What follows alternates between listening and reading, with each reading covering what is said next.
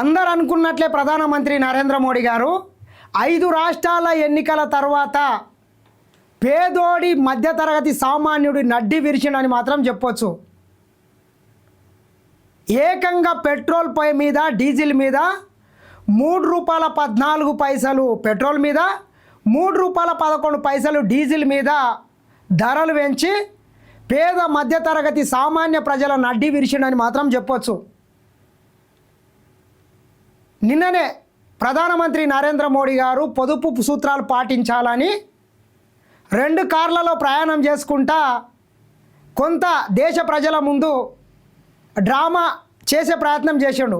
24 గంటలు గడవకని ముందే చాలామంది ఎక్స్పర్ట్ పండితులు అందరు కూడా రాజకీయ విశ్లేషకులు కూడా చెప్పిండ్రు, ఏ క్షణమైనా ప్రధానమంత్రి నరేంద్ర మోడీ గారు పెట్రోల్ ధరలు, డీజిల్ ధరలు, గ్యాస్ ధరలు పెంచడానికి సిద్ధంగా ఉన్నాడు, ఖచ్చితంగా పెంచుతాడని చెప్పిండు.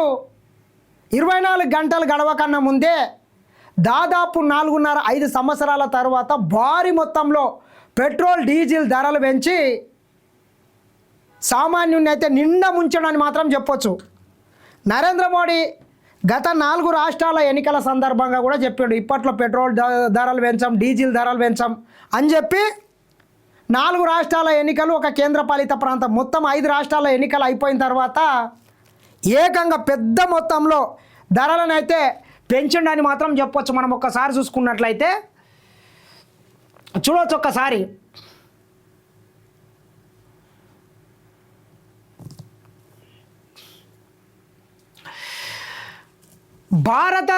భారతదేశంలో పెట్రోల్ డీజిల్ ధరలు ఈరోజు మే 15, 2026 నుంచి లీటర్కు సుమారు 3 వరకు పెరిగాయి. గత 4 ఏళ్లలో ఇదే మొదటి ప్రధాన పెంపు అని వార్తలు చెబుతున్నాయి.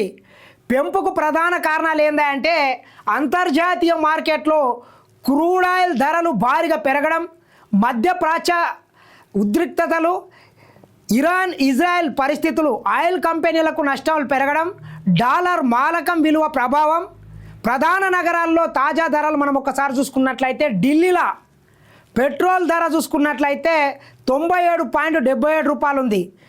డీజిల్ చూసుకున్నట్లయితే 90.67 ఉంటే ముంబైలో పెట్రోల్ ₹106.68, హైదరాబాద్లో చూసుకున్నట్లయితే పెట్రోల్ ₹110.89, ₹110 హైదరాబాద్లో పెట్రోల్ రేటు, ₹110.8 అంటే ₹111 పెట్రోల్ రేటు. అదేవిధంగా డీజిల్ ధరలు కూడా పెద్ద ఎత్తున పెరగడం జరిగింది.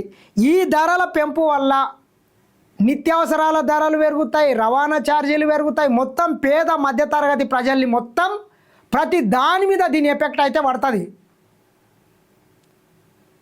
భవిష్యత్తును దృష్టిలో పెట్టుకొని ప్రధానమంత్రి నరేంద్ర మోడీ గారు ఈ దేశంలో మీరు గనక ఈ మతాల పేరు మీద, కులాల పేరు మీద కుంపట్లు పెట్టకుండా భవిష్యత్తును దృష్టిలో పెట్టుకొని డీజిల్ పెట్రోల్ వాడకాన్ని తగ్గించాలనేటటువంటి పాలసీలు చేసి ఎలక్ట్రిక్ వాహనాలను అత్యధికంగా వాడే విధంగా మీరు ప్రజల్ని మోటివేషన్ చేసినట్లయితే, ఆ రకంగా రాయితీలు కనుక ఇచ్చినట్లయితే ఈరోజు ఈ పరిస్థితి ఉండేది కాదు.